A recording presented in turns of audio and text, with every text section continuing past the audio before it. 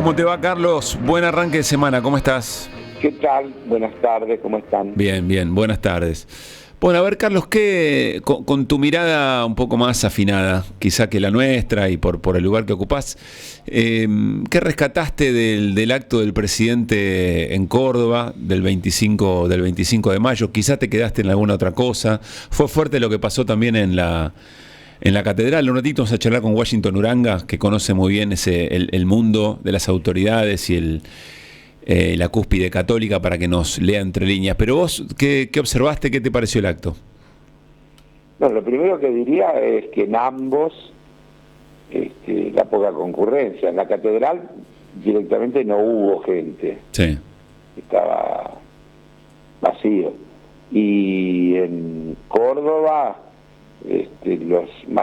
la policía dice 6.000. Uh-huh. Que parece una cifra, digamos, bastante modesta, pensando en todo lo que se había hablado del Pacto de Mayo y del acto en sí mismo, etcétera, etcétera, ¿no? Y de que se trata de una provincia donde en las elecciones Milei arrasó. Sí. Además, bueno, qué sé yo, a mí me llamaba bastante la atención un público gritando ley de bases, ¿no? Era medio, No te pareció espontáneo, digamos. no parecía muy espontáneo, ¿no? Como consigna ley de bases. Sí. Y alguna otra que también era parecida, ya no me acuerdo. Después diría que no dijo nada que sea sorprendente. Uh-huh. Más o menos repitió las cosas que viene diciendo el presidente. Hay, yo diría, una nueva subestimación al rol del Parlamento, porque anuncia la creación de ese consejo, no sé cuánto, como lo llama, uh-huh, compuesto por un diputado, un senador, un sindicalista, un empresario y un miembro del gobierno. Sí. Medio raro, ¿no? Que va a estar a cargo de ser el que va a delinear las próximas leyes o proyectos que el gobierno va a llevar adelante. Una suerte de acuerdo patrio, pero muy, sí, bueno, pero vuelvo a repetir, con muy poca representatividad, digamos. Claro, porque la Cámara de Diputados no tiene 257 miembros porque hay vocación de que haya muchos. Claro, de gusto. Si mirás los parlamentos de Estados Unidos, sí, de Francia, de Inglaterra, de Brasil, de donde quiera, vas a ver que son siempre organismos numerosos que tienen que ver con la diversidad de representación. Uh-huh. Suponer que eso se puede resolver en un diputado o diputada es subestimar totalmente el sentido que tiene o el rol que tiene el Parlamento como poder del Estado. Uh-huh. Entonces, bueno, después anuncios no hubo, todos esos comentarios, es decir, que Caputo es un rockstar, es decir, bueno, nosotros necesitaríamos que sea buen ministro de Economía, no estrella del rock. Sí, igual lo que subraya, no sé si Milei nos invita a que observemos eso o se sorprende genuinamente, pero dice, es un rockstar y es un rockstar ajustando. Sí, claro. Lo dice Adorni también hoy. No, el presidente vuelve a repetir como un atributo de su gestión. Sí. Y lo dice así, con esa palabra, no estamos haciendo el ajuste más grande de la historia argentina, estamos haciendo el ajuste más grande de la historia universal. Claro, pero le da un valor político. Lo que intenta hacer es, acá cambió todo, acá las cosas ya no eran como antes, acá hay una sociedad que se despertó, que entendió que no se puede vivir de la manera en que se vivía, que no se puede gastar como se gastaba, y hay un triunfo en la batalla cultural y se está aplaudiendo el ajuste. Este es el mensaje del gobierno, ¿no? Claro, y yo vuelvo a repetir, creo que te lo dije el viernes, no creo que haya ningún gobierno de los que yo me acuerde que a los 5 meses de haber asumido tenga el nivel de conflictividad que tiene este. Sí. Es decir, porque es la otra cosa, es decir, la conflictividad tiene que ver con las consecuencias del ajuste, que a medida que la gente lo va sintiendo, claramente generan esas reacciones. El conflicto de Misiones, una provincia en la que Milei ganó por amplísimo margen en las elecciones donde se le eligió presidente, y que hoy tiene a todo el sector público y a buena parte del sector privado en conflicto, porque además de los maestros, la policía, el sector de la salud y demás, están los yerbateros, están los del tabaco, es decir, que es un conflicto que cruza transversalmente a la población de la provincia. No puede ser exhibido como un éxito, ¿no? Bueno, pero eventualmente ese es el momento de la moneda en el aire, ¿no? No hay encuestadora, insisto, de todos los palos, de todos los calibres que no. Pero vuelvo a lo mismo, Pablo. Sí. Pero insisto, si yo agarro las encuestas del gobierno de Alberto Fernández a los 5 meses de haber asumido, le da más que a Milei. Si agarro el de Macri, le da más que a Milei. No te voy a hablar de Cristina o de Néstor. Es decir, no es ninguna novedad que hay un crédito inicial de la gente que votó a un gobierno y que se niega o resiste a asumir que las cosas estén mal. No es una... Es que yo diría que hasta sería ilógico que fuera distinto, que alguien, por la razón que sea, que lo votó a Milei, 5 meses después estuviera decidido a expresarse en contra. O que además lo haga públicamente. Bien. Es poco probable que suceda eso. Y vuelvo, dame un caso. No hay casos así. Vos decís, dame un caso de que a 5 meses tengas dos cosas, este nivel de conflicto en calle, con la amplitud que ganó Milei, que a los 5 meses eso se haya dado vuelta y tengas una mayoría en contra.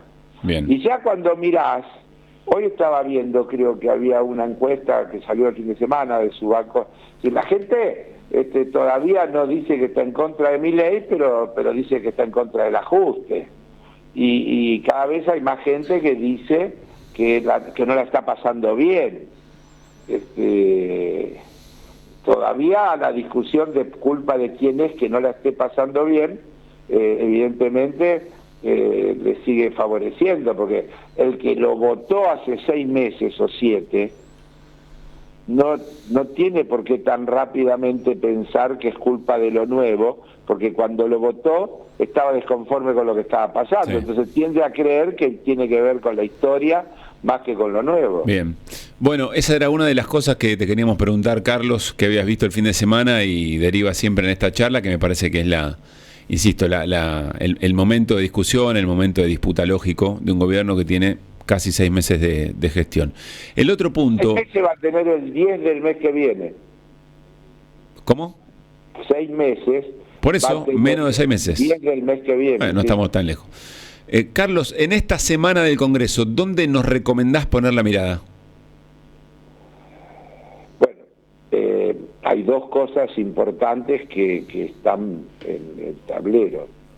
En la Cámara de Diputados, que vamos a tratar mañana en la reunión, la segunda parte de la reunión en la que fue emplazado, sobre todo la Comisión de Presupuesto, a reunirse, se va a tratar el tema del incentivo docente.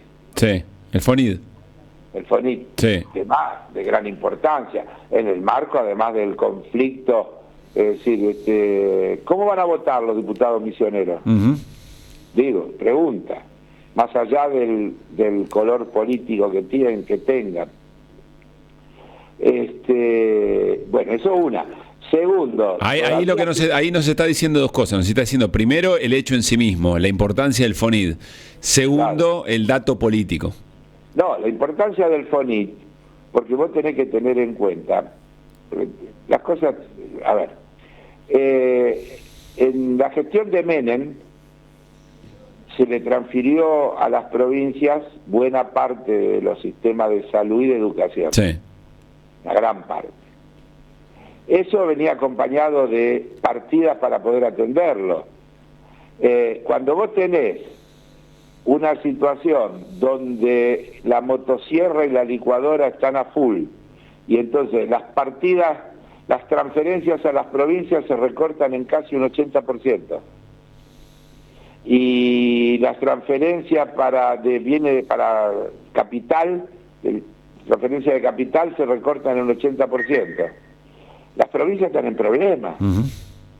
Y sobre todo las provincias que dependen mucho de los impuestos coparticipables, de las transferencias nacionales.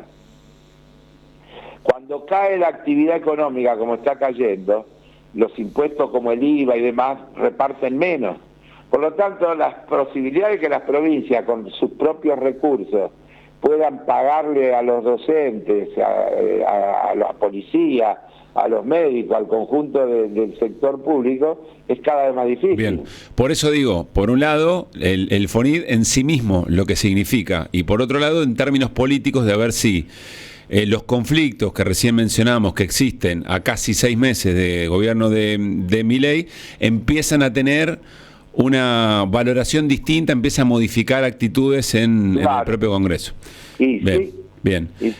Y en el Senado es lo mismo, porque deberían, según dicen, Sí. Esta semana realizar una reunión de un plenario de comisiones donde deberían dictaminar, creo que todavía no está convocada, creo que todavía no está convocada, pero dicen que el miércoles habría un plenario de comisiones que debería tratar el tema de ley bases y las leyes impositivas. Sí, el paquete fiscal. Digamos, las leyes fiscales más que impositivas. Porque hay blanqueo, hay una cantidad de cosas por el estilo ahí metidas, ¿no? Bueno, si no lo hicieron hasta ahora, y pasó el 25 de mayo y no pudieron tener dictamen de comisión, es porque hay diferencias. Las podrán saldar, el gobierno aceptará reducir sus aspiraciones, los senadores cederán veremos, está por verse. Otra vez, vuelvo, aparecen los intereses de las provincias. Los senadores tienen la responsabilidad de aprobar un paquete que puede significar que las provincias se queden sin recursos, o tengan menos recursos, y eso le genere mayores conflictos al interior de esas provincias.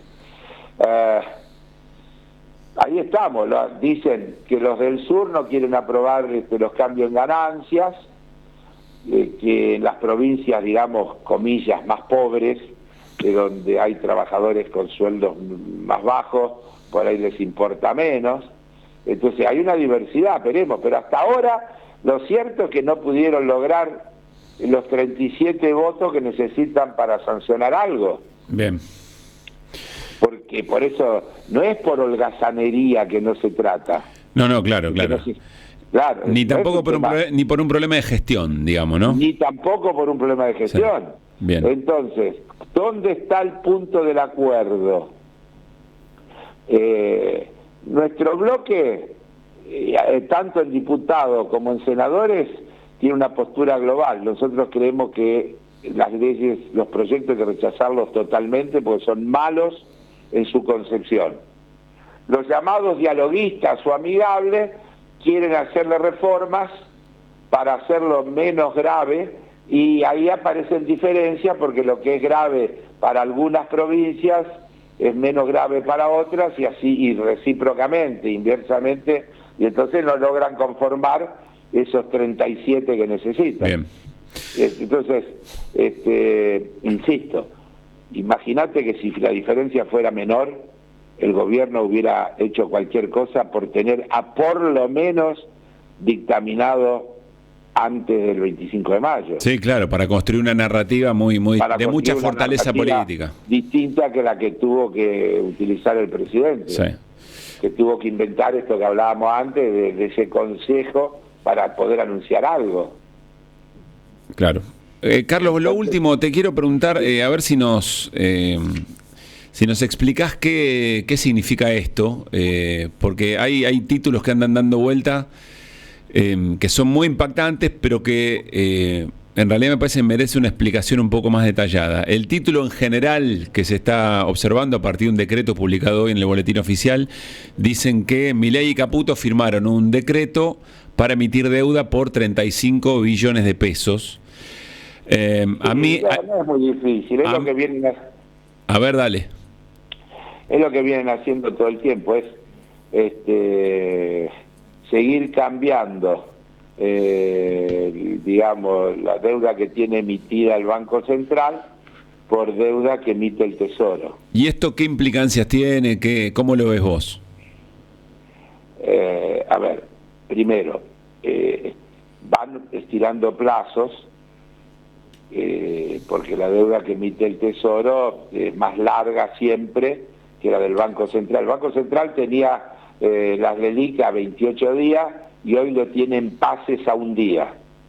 Entonces, si ellos tienen éxito, como seguramente tendrán total o parcialmente, pero seguramente van a tener una dosis de éxito en esa convocatoria, va a haber menos pases del Banco Central y más deuda del Tesoro. Eso sigue en línea con el plan del gobierno, en primer lugar, de estirar los plazos, como hizo, por ejemplo, con la deuda de las energéticas, sí. ¿No es cierto? Donde le da un bono a pagar en el 2038. Bueno, acá no es tanto, porque nadie entraría, pero seguramente cuando veamos el resultado de lo que dio este decreto, vas a tener una cifra muy grande, se habla de 10 billones de pesos más o menos, que los bancos esencialmente cambiarían de pases a un día que tienen hoy por colocaciones del Tesoro de bonos, algunos cortos, porque hay bonos de 60 días, de 90 días, de 180 días, y alguna parte a un poquito más largo, a un año, a 2 años. Ahora, pero sea deuda, quiero entender la diferencia, sea deuda del Banco Central, me imagino son los famosos pasivos remunerados. ¿Qué significa cambiar una deuda del Banco Central por una deuda del Tesoro? ¿Eventualmente lo tiene que pagar de todas maneras? Sí, claro, absolutamente, lo tiene que pagar de todas maneras. Lo que están logrando esencialmente es estirar plazo y seguir en ese plan que tienen de que teóricamente en algún momento que no haya que emitir, porque en vez de emitir, cosa que vino haciendo el gobierno anterior también en buena medida, que fue tomando más deuda a cada vencimiento, ¿te acordás que lo comentábamos? Sí. Y con eso cubría buena parte del déficit fiscal.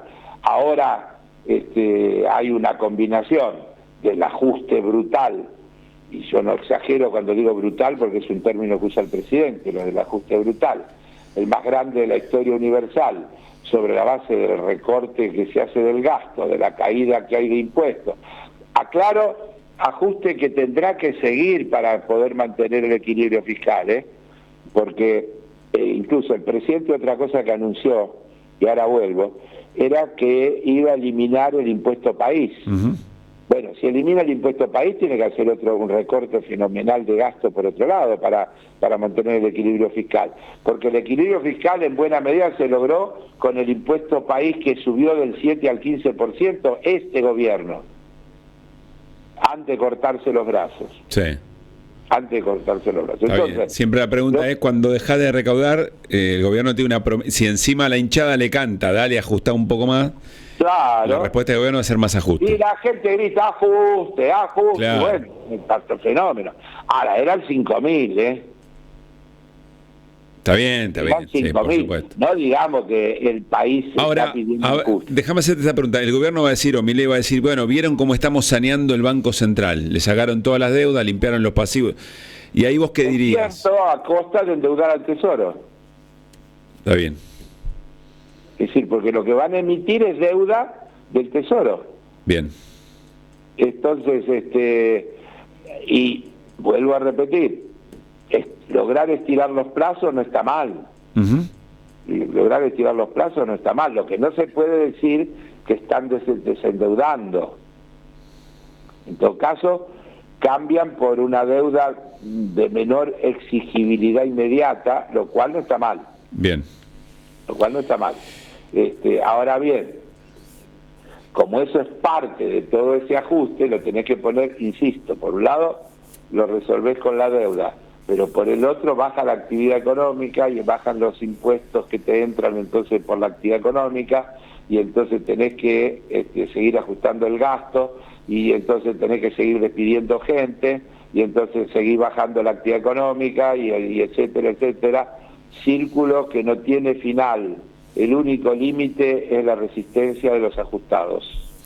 Carlos, gracias por respondernos todos estos interrogantes, y ponemos la mirada entonces en el Congreso mañana en la sesión por el tema FONID, y por supuesto el miércoles, si es que se confirma, a ver qué pasa con las leyes. En mi caso participando y también mirando lo que pasa en el Senado. Un abrazo grande. Chau. Carlos Heller. En AM530 pasan muchas cosas. Y todo lo que pasa está